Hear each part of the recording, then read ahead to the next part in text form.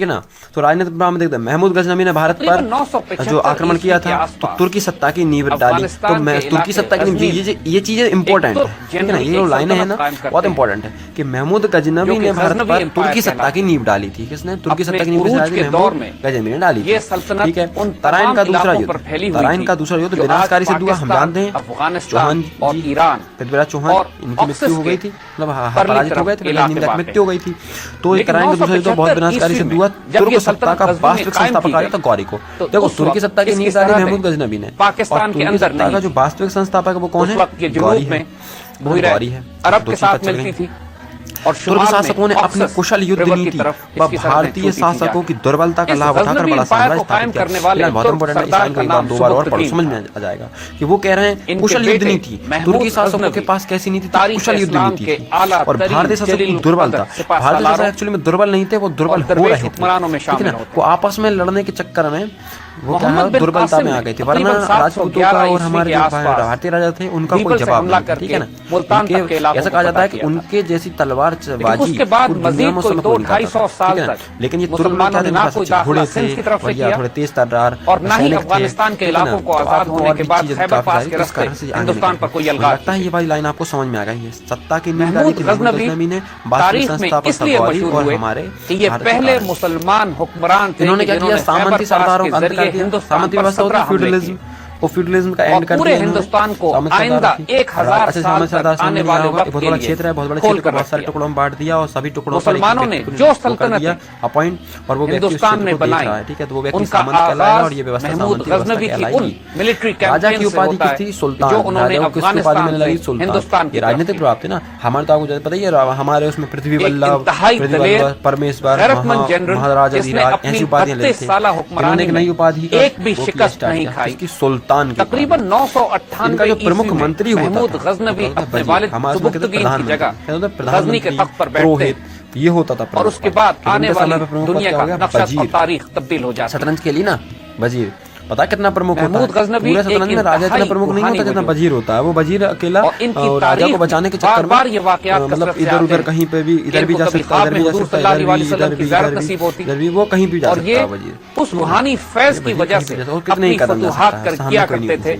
ये भारत का मैप है और ये है दिल्ली। दिल्ली के इस जस्ट इधर पे है हमारा उत्तर प्रदेश, इससे पहले कि हम महमूद गजनवी की जिंदगी पर बात करें, इनके वालिद सुबुक्तगीन के बारे में बात करना हमारा ये राजनीतिक प्रभाव हमने देख लिया और आपको समझ में इनके वालिद एक तुर्क, ठीक है। जितना भी आया थोड़ा समझ में आया, लेकिन समझ में आना चाहिए। सेंट्रल एशिया में, अफगानिस्तान में, मैं बताता हूँ खुरासान के इलाकों में राजनीतिक प्रभाव, तुर्क सरदार और सिपाहसालार अपनी अपनी हुकूमतों को कायम। सामाजिक प्रभाव में अगर बात करें तो तुर्कों को में सामाजिक एकता थी। क्वेश्चन मार्क याद रखना, तुर्कों में सामाजिक एकता थी। इस्लाम ने समाज को एक रहने की प्रेरणा दी। अलबतगीन के पास फरोख्त कर दिया गया। दोनों कथन आधे सत्य और आधे असत्य हैं। इनकी अपने बेटों की तरफ तरबियत की, तुर्कों में सामाजिकता थी, फौज में जगह दी इस्लाम ने समाज को और बिलाखिर अपनी बेटी से इनका निकाह। लेकिन आधे तो सत्य हैं लेकिन आधे असत्य भी हैं। देखो कुदरत के इसी करिश्मे की वजह से मुस्लिम आक्रमणकारियों के कारण गुलामों की संख्या बढ़ गई। हुक्मरानी हासिल करने के बाद गुलामों की संख्या बढ़ गई। उन्होंने बुखारा की सल्तनत को गुलाम रख रहे हो तो फिर क्या एकता है तुम में? गजनी के मकाम पर क्या एक रहने की मकाम बनाकर तो खुद में ही बंटवारा तुम वैसे कर रहे हो, ऊंच नीच का भेदभाव कर रहे हो। सामाजिकता, सामाजिकता का मतलब होता है समाज में सभी लोग क्या हो, एक गैर मामूली खुद ने बंटवारा करके रखा हुआ है आधा आधा। ये वाकया तारीख में बयान किया जाता है। नस्लगत भेदभाव, नस्लगत। देखो वहां पर बोला समाज में निकालने की प्रेरणा देते थे और सामाजिक अपने घोड़े पर उठा के जब वापस आ रहे थे तो पीछे मुड़कर देखा तो वो हिरनी भी पीछे पीछे चलती आ रही। इन्होंने मोहब्बत और प्यार में वो बच्चे को छोड़ दिया और वो वापस अपनी मां के पास चला गया। और जो हमारे भारतीय मुस्लिम में हुजूर सल्लल्लाहु अलैहि वसल्लम की ज़ियारत होती है, मतलब कि वो भारतीय मुसलमान कहलाते, बेइंतहा कामयाबियों भारतीय मुसलमान, खुशखबरियों की बिशारत लोग अपने जो प्योर मुस्लिम्स होते थे सुबुक्तगीन के बेटे महमूद भारतीय मुस्लिम पैदा हुए उस वक्त ईद मिलादुन नबी की खुशियां मनाई जा रही थी, है ना। क्योंकि तारीख के हवाले से ये बात साबित थी कि हुजूर सल्लल्लाहु अलैहि वसल्लम की पैदाइश के वक्त फारस के आतिशकुदे और बुतकदे सर्द हो गए थे और हुजूर सल्लल्लाहु अलैहि वसल्लम ने इनके अनुसार उनके अनुसार मुबारक ये मेरा मंत्र नहीं रहता, ये वास्तव में इन लोगों ने कहा हुआ है ना। ये सब एनसीईआरटी से उठाई हुई चीजें हैं ना।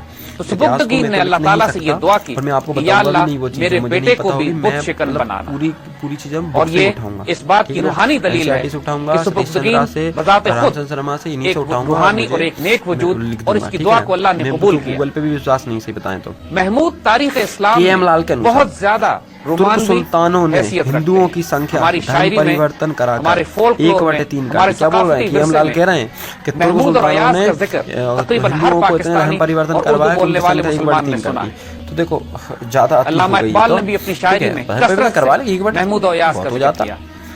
महमूद अलबरूनी के अनुसार, अलबरूनी क्या बोलते हैं? अलबरूनी के अनुसार हिंदू धूल के कणों के समान इधर उधर बिखर गए, देश की समृद्धि को अल्लामा इकबाल ने जब उम्मत के ज़वाल का रोना रोया उस वक्त भी महमूद और अयाज़ी को बुनियाद बनाया। वो ये कहना चाह रहे हैं गज़नवी में तरफ रही, इतना वो खम है जुल्फ़े अयाज़, इधर उधर बिखर गए पूरे हिंदू। महमूद गज़नवी का वो सबसे बड़ा कारनामा जो हमारी तारीख में भी बच्चों को पढ़ाया जाता है वो सोमनाथ के मंदिर पर हमला करना। अन्य इतिहासकारों का मत है, अन्य इतिहासकारों सोमनाथ का मंदिर उसी जगह वाक़ है कि जहां 1965 की जंग में भारत के निम्न वर्ग, ये बहुत ध्यान सुनना, द्वारका पर हमला किया। मैं चाहता शॉर्ट में द्वारका पर हमले को हमारे उस वक्त के तारीखदानों ने सोमनाथ पर 18वां हमला लिखा हुआ अच्छे से पढ़ लेते इससे पहले भारत के निम्न वर्ग जैसे जुलाहे, कसाई तथा जाति बहिष्कृत लोग, जो भारत के जो निम्न वर्ग थे, निम्न वर्ग में आते ना, जाति बहिष्कृत लोग ने इस्लाम धर्म स्वीकार किया। बात समझना, इतिहासकार कह रहे हैं कि भारत के निम्न वर्ग के लोगों ने इस्लाम धर्म को स्वीकार किया, ठीक है, खुद से, इच्छा से। निम्न वर्ग ने जजिया कर से बचने हेतु जजिया कर के डर से इस्लाम धर्म स्वीकार किया। देखो समझो बात को, एक तरफ है हिंदू धर्म और एक तरफ है मुस्लिम धर्म, ठीक है। ये मेरा अपना खुद का, मैं खुद का नहीं बता रहा कॉन्सेप्ट, ठीक है, मैं इसी चीज़ को एक्सप्लेन कर रहा हूँ, मेरा खुद का कुछ नहीं है, मैं इन चीज़ों से दूर ही रहते हैं अपन, है ना, कंट्रोवर्सी करने से। देखो हिंदू, अब हिंदू में बहुत सारे हिंदूस हैं, ठीक है, इनका ये कहना है, इसमें क्या है, निम्न वर्ग के भी हैं, तो निम्न वर्ग के हिंदू है। अब ये मुस्लिम धर्म है, अब ये निम्न वर्ग के हिंदुओं में बहुत ज़्यादा हो रहा है अत्याचार, इस धर्म से अत्याचार हो रहा है, इस धर्म में उनके साथ बहुत अत्याचार हो रहा है, तो ये कोई नया रास्ता ढूंढेंगे। तो इनको क्या रोशनी दिखाई दी? मुस्लिम धर्म की, कि यार मुस्लिम धर्म में नहीं होता यार ऐसे, इतना जो है, इतना हमारे अभी तक इन्हें क्या पता क्या होगा क्या नहीं होगा। अभी तो इनको यही लग रहा है ना, हम तो बहुत तृप्त हो चुके हैं इनसे, हम पे इतना टैक्स लगाते, इतना करते हैं, हम तो हमें शूद्र बना दिया, क्या बना दिया, हमें शूद्र बना दिया, हम तीनों की सेवा ही करते रहें और कुछ ना करें। इन्होंने कहा मुस्लिम धर्म अपना लो, ठीक है, एक चीज। दूसरी लाइन में क्या लिखा? जजिया कर। देखो हिंदू, अगर ये हिंदू रहते, निम्न वर्ग के लोग वैसे तो क्या देते हैं, कर देते हैं, वैसे तो नॉर्मल कर देते हैं, लेकिन अगर ये हिंदू रहते तो एक कर आया था नया, जजिया कर। कौन सा कर आया था? जजिया कर। ये जजिया कर उन लोगों पर लगता था जो मुस्लिम नहीं थे। तो सीधी सी बात है, बेचारे एक तो नॉर्मल कर दे रहे हैं राजा को, दूसरा ऊपर जजिया कर भी देंगे, तो जजिया कर कहाँ से आया? कर जजिया कर कहाँ से आएगा? है नहीं, इतना पैसा ही नहीं है। तो उन्होंने कहा जजिया कर के डर से, उन्होंने कहा मुस्लिम धर्म अपना लो, जजिया कर नहीं देना पड़ेगा, मुसलमान बन जाएंगे तो फिर काय का जजिया कर देना पड़ेगा।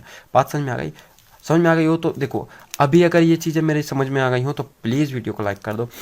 मेरे को कुछ नहीं मिलता लाइक करने से, बस कॉन्फिडेंस बढ़ जाता है। लोगों को बताता हूँ मैं, लोगों को बताता हूँ कि देखो मेरी वीडियो पर लाइक आया हुआ है, ठीक है, जैसा मतलब थोड़ा अच्छा लगता है। आर्थिक प्रभाव, आर्थिक प्रभाव की अगर बात करें, ईशामी के अनुसार तुर्कों के साथ विभिन्न देशों से कारीगर व शिल्पकार आए। अब बात ध्यान सुनना, ईशामी कह रहा है, मैं नहीं बोल रहा, ईशामी बोल रहा है। ईशामी ने कहा है, ईशामी कौन है? इतिहासकार हैं।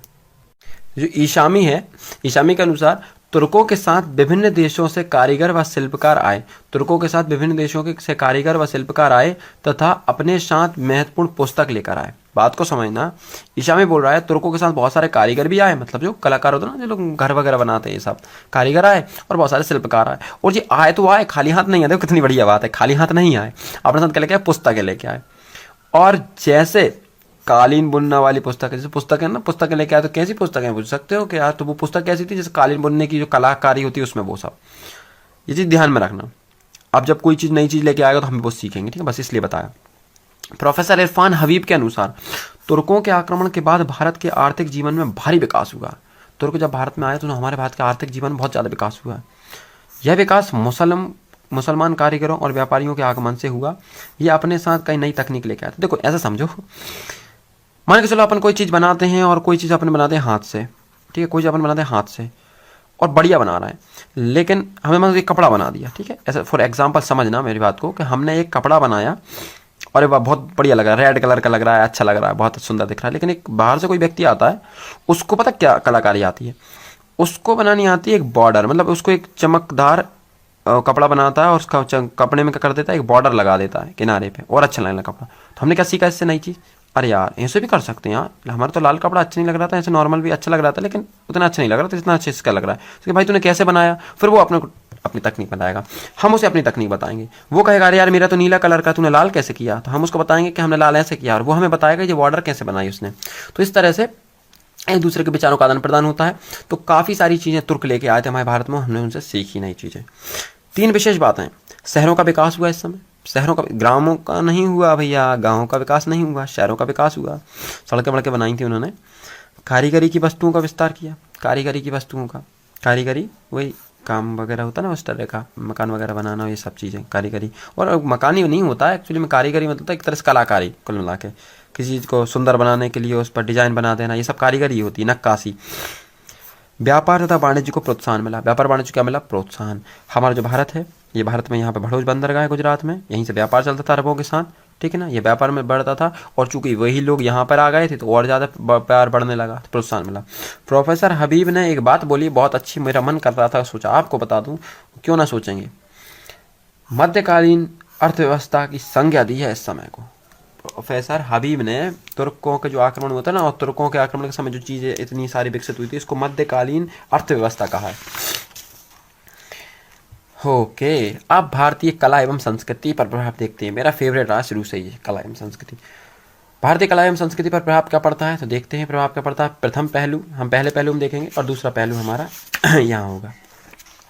पहला पहलू, महमूद गजनवी ने भारतीय कला को क्षति पहुंचाई। इस बात से तो हम भली भांति वाकिफ हैं, महमूद गजनवी ने भारतीय उसको क्षति पहुंचाई, ठीक है ना। एक मिनट, तो महमूद गजनवी ने क्या किया, भारतीय कला को क्षति पहुंचाई। आपको पता है ना ये बात, तो मूर्ति भंजक था, बुतशेकन ही था, उसका नाम ही था बुतशेकन, खतरनाक। मथुरा, कन्नौज व सोमनाथ के मंदिरों की मूर्तियों को क्या किया, ध्वस्त किया था। तो ये तो पहला पहलू बता रहे हैं, संस्कृत, ये संस्कृति संबंधित है ना, हमारी मूर्तियां तोड़ी, क्षति पहुंचाई, सब कुछ किया। उपाधि किसकी धारण की, उसने बुतशेकन की, मतलब मूर्तियों को तोड़ने वाला, ठीक है भैया। मोहम्मद गौरी के गुलाम थे 2, एक था बख्तियार खिलजी, एक था कुतुबुद्दीन ऐबक। तो बख्तियार खिलजी ने क्या किया, उसने नालंदा विश्वविद्यालय को ध्वस्त किया, ये गलत काम, ये भी खराब, गलत काम, गलत बात है ये। कुतुबुद्दीन ऐबक ने क्या किया, कुतुबुद्दीन ऐबक ने कुब्बत उल इस्लाम मस्जिद बनवाई, बहुत अच्छी बात है ना, अच्छा बनवा दी। लेकिन नीचे देखो, पृथ्वीराज चौहान के किला था एक राय पिथौरागढ़, पृथ्वीराज चौहान का एक दिल्ली में राय पिथौरागढ़ का किला था, उस किले को तोड़वा के बनवाई थी, तो ये तो गलत बात है। और फिर उसने 2.5 दिन का झोपड़ा बनवाया, कुतुबुद्दीन ऐबक ने कब बनवाया, 2.5 दिन का, 2.5 दिन का बोलते, 2.5 दिन का बोलते, वो अजमेर में बनवाया था, बहुत अच्छी बात है, बनवा दिया, चलो अच्छी बात है, हमारे भारत में एक स्ट्रक्चर बन गया। लेकिन विग्रहराज चतुर्थ, बीसल देव उनका ही नाम था, उन्होंने एक संस्कृत महाविद्यालय बनवाया था, उस संस्कृत महाविद्यालय के स्थान पर बनवाया अजमेर में, तो ये तो गलत बात है यार। तो ये था पहला पहलू, मतलब इसमें मैंने आपको गलत चीज़ें बताई। अब बात करें दूसरे पहलू की, तो भारतीय कला संस्कृति प्रभाव, दूसरा पहलू ये कहता है कि तुर्क भारत में स्थापत्य कला की नई शैली लेकर आए, अच्छी बात है, एक नई शैली लेकर, मतलब हमारे बहु, मैंने बताया था ना आपको, कपड़ा, एक ऐसा कपड़ा जिसमें बॉर्डर, ठीक है, अच्छी डिजाइन बनी थी, तो तुर्क भारत में स्थापत्य की एक नई शैली लेकर आए। इसकी विशेषता क्या थी, गुम्बद, ऊंची मीनार, मेहराब, भूमिगृह, ये सब इसकी विशेषता था। आपने देखो गुम्बद वाले, ये ताजमहल गुम्बद है ना, गुम्बद बना हुआ है गोल गोल, इनको मस्जिदों में भी गोल वगैरह बनते, ये पहले नहीं बनते, अब बनने लगे। ऊंची मीनार है, और एग्जाम्पल कुतुब मीनार, 4 मीनार, ये सब मीनार है, इनके समय बनी हुई, ठीक है। मेहराब, बड़े बड़े मेहराब बनाते थे ये लोग, सुंदर दिखता था मेहराब से। भूमिगृह मतलब तहखाना, जो घर के नीचे भी एक और नहीं तो कमरा, खुफिया कमरा, वो बनाए, ठीक है ना। उसके बाद तुर्कों के आने के बाद इमारत बनाने में चूना मिश्रित नए मसाले का प्रयोग हुआ। तुर्कों के आने के बाद क्या हुआ कि नए मसालों का प्रयोग हुआ, और उन मसालों में क्या था, चूना मिला हुआ था, ठीक है। उन मसालों में क्या मिलाते थे, चूना, मतलब पहले नहीं होता था ये चीज़ें, ये नई चीज़ें आई हैं, तुर्कों के आक्रमण के कारण ये नई चीज़ें आई हैं, ठीक है। तुर्कों ने इबादत खाने की स्थापना करवाई, किसकी स्थापना करवाई तुर्कों ने, इबादत खाने की। शिक्षा के लिए, मतलब इबादत खाने के लिए उन्होंने मस्जिदें बनवाई, मस्जिदों में एक तरह से इबादत करते थे ना। इबादत क्या होता है, झुकना, अपने ईश्वर के सामने झुकना, ईश्वर तो अल्लाह, उनके सामने झुकने के लिए इबादत खाने की स्थापना करवाए, जैसे मस्जिद। शिक्षा, भाई शिक्षा, पढ़ाई लिखाई करवाएंगे कि नहीं करवाएंगे, पढ़ाई लिखाई के लिए करवाए, मदरसे की स्थापना करवाई। शिक्षा जैसे विद्यालय होते हैं, वैसे उन्होंने विद्यालय के स्थान पर मदरसे बनवाए, उनको नाम मदरसे बोलते हैं, ठीक है ना। विजय स्तंभ, मतलब अपनी जीत की खुशी में स्तंभ बनवाते थे, तो वो मीनार है, उनकी विजय स्तंभ क्या कहते हैं, मीनार है। कुतुब मीनार का एक एग्जाम्पल है। हिंदी हमारी थी, फारसी उनकी थी, दोनों मिल गई, बन गई उर्दू, ठीक है। दिल्ली कलाओं का सबसे बड़ा केंद्र बन गई। आज आप जानते हो कि वर्तमान में कि कितना, हुमायूं का मकबरा देख लो दिल्ली में मिलेगा, कुतुबुद्दीन ऐबक के झोपड़े वगैरह सब, ये कुब्बतुल इस्लाम मस्जिद दिल्ली में मिलेगी आपको, ये कुतुब मीनार दिल्ली में मिलेगा, ठीक है ना, बहुत सारी चीज़ें हैं दिल्ली में। अमीर खुसरो ने दिल्ली को हजरत दिल्ली नाम दिया है, हजरत पैगंबर मोहम्मद साहब को कहते थे, ठीक है ना। तो अमीर खुसरो ने दिल्ली को किस नाम दिया? हजरत नाम दिया है, ठीक है। तो फ्रेंड्स ये हमारा लेक्चर 4 था। अब जो अगला हमारा लेक्चर होने वाला है, आपको, मुझे पता है आप इंतज़ार कर रहे हैं इस लेक्चर का, ये लेक्चर 5 होगा और ये इसमें बात करेंगे हम दिल्ली सल्तनत की, ठीक है। तो हम देखेंगे दिल्ली सल्तनत कैसे 1206 से लेकर 1526 तक चली। हम 1206 से लेकर 1526 तक तो नहीं जाएंगे, लेकिन हम सिर्फ और सिर्फ दिल्ली सल्तनत में पहले वंश की बात करेंगे जो था हमारा गुलाम वंश। आपको वीडियोस बहुत पसंद आते हैं, आप लाइक भी करते हो, जो लाइक नहीं करते कुछ नहीं होता आपका, बस आपको एक बटन को हिट करना होता है लाइक से। आपके एक हिट करने से हम लोग को मोटिवेशन मिलता है ताकि हम अच्छे से अच्छे वीडियो बना सकें। थैंक